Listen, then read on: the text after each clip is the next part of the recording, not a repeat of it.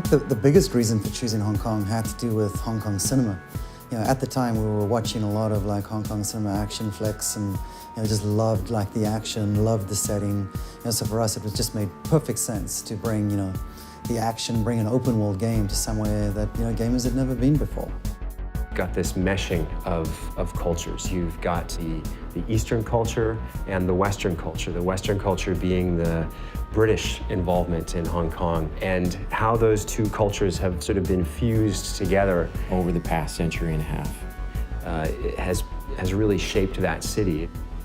You have the crazy extremes and the crazy characters just there for your enjoyment. Watching movies, we all love watching action movies, but that wasn't enough. And reading books, and there are lots of them about the cops' relationship with the triads, that wasn't enough. We wanted to go there and experience it and understand not just what it meant to be there, but the elements that they could bring back. For the first time, we experienced the city through the viewfinder of our cameras, so we were just taking photos non-stop.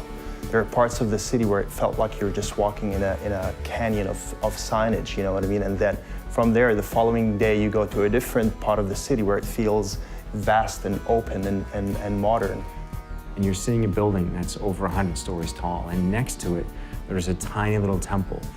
You see guys hanging out on a street corner who look like they were in a street fight, and they were triad guys who actually were in a street fight. The key for us about the triads and about Hong Kong was just how interwoven like the triads are into society. It's not like there's a bad guy that you can point to the whole time. They're part of the fabric. We were really lucky to be able to talk to people on both sides, the police and the triad. We talked to a member of very high up, and I guess you'd call it the Hong Kong Secret Service. He was fascinating to talk to, just in terms of understanding what the threats were in Hong Kong. We talked to a couple of members of the triads as well, who took our writer into some very interesting places. He never felt at risk, but he learned some interesting things. We heard a story when we were there with one of our contacts driving around the city. He told us about a particular entertainment figure who, during his program, had said some rather nasty things about one of the local triad leaders, and that this guy was chopped. Chopped being the term of being attacked by a triad but left alive. No sooner had he told us the story than we drove around a corner and he said, well, there he is. And sure enough, there was this guy walking down the street who we passed, who was years after the attack, but very visibly limping and very visibly maimed. Hong Kong has such a kind of chaotic and multi-layered architectural approach to it, which allowed us to do many new things with the way the player traverses the environment. We've basically taken the essence of the city, the essence of the lifestyle, and designed all of our gameplay mechanics around that so that we can basically embrace the culture, but also create an experience where players will actually feel like a, gangster. Hong Kong is an island, and what we did was create an island with 4 separate neighborhoods. North Point, which is where you start the game, which is more reminiscent of Kowloon.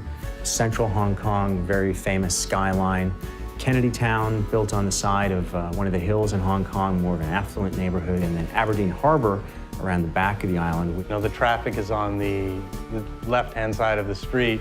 We decided, for the sake of authenticity, that we were going to go with that. We wanted to capture a bit of everything, because really what's unique about Hong Kong is its diversity, and we wanted to capture that diversity. And small things like the tiny alleyways, the cluttered alleyways that feel dingy, foreign, and threatening in some ways. Layers of signage and pipes and wires and hanging laundry. It's a bit overwhelming in the beginning, but then you start slowly getting adjusted to what you're seeing. If you want to spend time just roaming around the island, enjoying the races and the mini games and the events and favors and shopping and all that kind of stuff, then that's entirely there for you to do. The final result is a city that feels authentic, but at the same time, it's fun to explore and to experience.